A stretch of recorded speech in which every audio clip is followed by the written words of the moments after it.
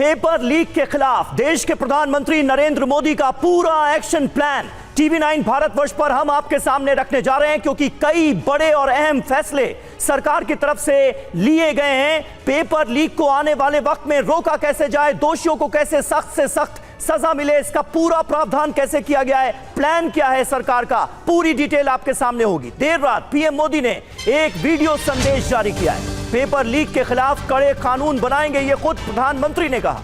आज कानून के मसौदे पर कैबिनेट में चर्चा भी होगी। कल ऐलान, आधी रात के बाद और आज ही कैबिनेट में इस मुद्दे पर चर्चा।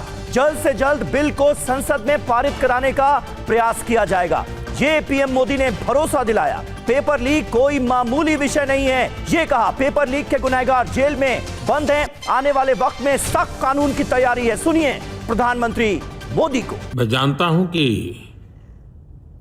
पेपर लीक एक कोई मामूली विषय नहीं है। लाखों विद्यार्थी और उनके अभिभावकों के लिए बहुत ही पीड़ादायक है, और इसलिए पेपर लीक घटना से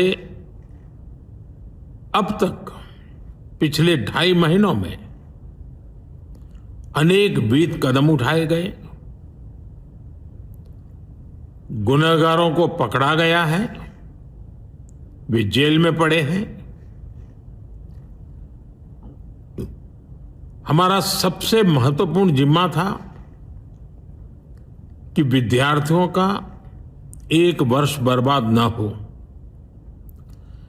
तत्काल परीक्षाएं लेना बहुत जरूरी था। सरकार ने अभी पूरी शक्ति का उपयोग करके कम से कम समय में 22 लाख जितने विद्यार्थियों के एग्जाम हो जाएं, इसका प्रबंध किया। और अभी 5-6 दिन पहले 19 तारीख को रिजल्ट भी आ गया, और देश भर में उत्तीर्ण हो गए विद्यार्थियों की खुशियों की खबरें भी आ रही है। लेकिन हम वहां पर संतोष मानने वाले लोगों में से नहीं है, और इसलिए मैंने आज फास्ट ट्रैक कोर्ट के लिए विभागों को निर्देश दिए थे। आज विभागों ने लगातार मेहनत करके देर रात मुझे मुसद्दा भी दे दिया। फास्ट ट्रैक कोर्ट और कठोर सजा के प्रावधान के साथ का ये मुसद्दा कल कैबिनेट में चर्चा होगी। कैबिनेट के साथियों के सुझाव के बाद उसका अंतिम रूप दिया जाएगा, और सोमवार से संसद का दूसरा सप्ताह शुरू हो रहा है। तब जल्द से जल्द उस बिल को सदन में पारित कराने का प्रयास किया जाएगा। तो बड़ी खबर यही है कि प्रधानमंत्री नरेंद्र मोदी के निर्देश के बाद पेपर लीक मामले में सरकार सख्त एक्शन की तैयारी में है। बड़ी खबर, आज दोपहर 1 बजे पीएम मोदी की अध्यक्षता में कैबिनेट की मीटिंग। पेपर लीक कानून को और सख्त करने की तैयारी, सजा और जुर्माना बढ़ाया जा सकता है। और हमारे साथ हमारे संवाददाता आनंद प्रकाश पांडे इस वक्त मौजूद हैं। आनंद, प्रधानमंत्री नरेंद्र मोदी का पूरा बयान, जो वीडियो संदेश है, वो हमने अपने दर्शकों को दिखाया। सरकार का रुख अब इस पूरे मसले को लेकर काफी ज्यादा संवेदनशील नजर आ रहा है। जो मसौदा कैबिनेट में रखा जाएगा, उसमें क्या नई बात होने वाली है, कैसे सरकार इस कानून को और ज्यादा सख्त बनाने की कोशिश करेगी, क्या जानकारी मिल रही? जी देखिए, हम आपको बता दें कि अभी जो नकल विरोधी कानून है, जो पेपर लीक विरोधी कानून है, वो 2024 से लागू है, 21 जून 2024 से। अब सरकार आज कैबिनेट की बैठक में उसको और कठोर करने की तैयारी में है। मौजूदा जो कानून है उसमें अगर कोई एक व्यक्ति अपराध करता है पेपर लीक का, तो उसे 3 से 5 साल की सजा और 10 साल की सजा, 3 से 5 साल की सजा और 10 लाख तक के जुर्माने का प्रावधान है। और अगर वही कुछ संगठित तरीके से कोई पेपर लीक करने की कोशिश करता है तो उसमें सजा जो है वो 5 से 10 साल तक की और जुर्माना जो है 1 करोड़ का। अब सरकार इसको और कठोर करने की तैयारी कर रही है ताकि भविष्य में कोई पेपर लीक करने के लिए न तो अकेले न ही कोई संगठित तरीके से कोशिश कर पाए। साथ ही साथ हमें यह भी बताया जा रहा है कि जो प्रधानमंत्री ने कहा था फास्ट ट्रैक कोर्ट बनाने के लिए, तो वो अलग से बनाए जा रहे हैं, लेकिन इस बिल में ही संशोधन करके फास्ट ट्रैक कोर्ट बनाने का प्रावधान इसमें इंक्लूड किया जा सकता है और साथ ही साथ जो फास्ट ट्रैक कोर्ट है उनको और अधिकार दिए जा सकते हैं। तो सरकार अपनी तरफ से पूरी कोशिश कर रही है। सरकार का कहना है कि हमने कानून बनाया हुआ है, जो मौजूदा ट्रायल हो रहे हैं उसी मौजूदा कानून के तहत हो रहे हैं, लेकिन उसको और कठोर करने की तैयारी है सरकार की, जिसके लिए आज कैबिनेट में एक संशोधन बिल लाया जाएगा। और जैसा कि प्रधानमंत्री ने खुद कहा कि सोमवार को इस बिल को संसद में पेश किया जाएगा, उस पर चर्चा की जाएगी, फिर उसे कानून की शक्ल दी जाएगी।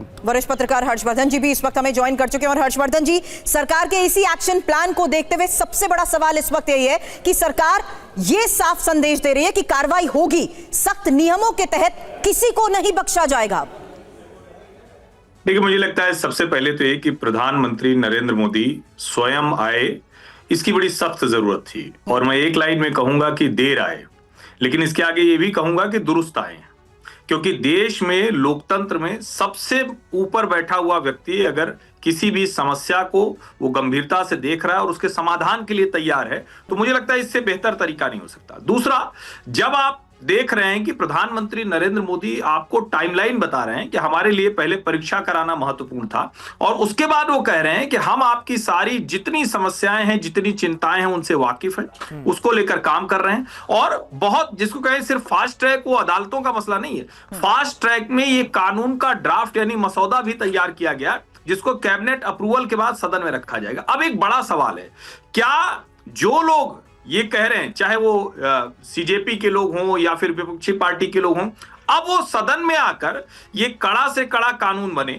छात्रों के लिए बेहतर हो, पेपर लीक दोबारा कभी ना हो पाए, जो प्रधानमंत्री नरेंद्र मोदी कह रहे हैं, वो करने में मदद करेंगे क्या, या फिर राजनीति करते रहेंगे? क्योंकि आप किसी का त्यागपत्र, किसी को हटा देना, ये सब एक, जिसको कहते हैं ना कि हमेशा प्रतीकात्मक होता है। लेकिन अगर लोकतंत्र में आपका प्रधानमंत्री आपके सामने, और देखिए छात्रों के सामने संसद नतमस्तक है, छात्रों के सामने देश का प्रधानमंत्री नतमस्तक है, इससे बड़ी बात कोई नहीं हो सकती। मुझे लगता है समस्या से समाधान की तरफ बढ़ती हुई सरकार दिख रही है, और लोकतंत्र में यही तरीका होता है। प्रेशर ग्रुप भी इसीलिए बनते हैं, इसीलिए आंदोलन भी होता है। बस हाँ, छात्रों को उससे बचना चाहिए जो 2 शाम वहां हुआ, जिस तरह की अभद्रता, अश्लीलता, अपराधी वहां घुस गए, उससे बचना चाहिए, क्योंकि बहुत बड़े कॉज की लड़ाई वो लड़ रहे हैं और वो दबाव सरकार पर साफ दिख रहा है। ठीक बात है। और उस बात को लेकर चिंतित खुद सोनम वांगचुक भी नजर आए, जो कि 26 दिनों से अनशन कर रहे थे, हंगर स्ट्राइक पर थे। उनकी तरफ से भी इस चिंता का इजहार किया गया और उन्होंने कहा कि ऐसा बिल्कुल नहीं होना चाहिए। और देखिए, 90 मिनट के एक्शन प्लान का हम जिक्र कर रहे हैं। 90 मिनट तक क्या एक्शन दिखा सरकार की तरफ से, ये जरा आपको बताते हैं। रात 12 बजे, आधी रात को, छात्रों के लिए प्रधानमंत्री नरेंद्र मोदी का सबसे पहले तो वीडियो संदेश हमें देखने को मिला। रात 12:30 बजे सोनम वांगचुक से केंद्रीय मंत्री जेपी नड्डा और जितेंद्र सिंह मिलने पहुंचे। रात 12:30 बजे वांगचुक को जूस पिलाकर मंत्रियों ने अनशन तुड़वाया, और उससे पहले खुद जेपी नड्डा एक पेपर पढ़ते नजर आए जिसमें पूरा एक्शन प्लान सरकार की तरफ से था। रात 1:27 पर पीएम ने कहा, वांगचुक डॉक्टरों की सलाह के अनुसार दिनचर्या रखें।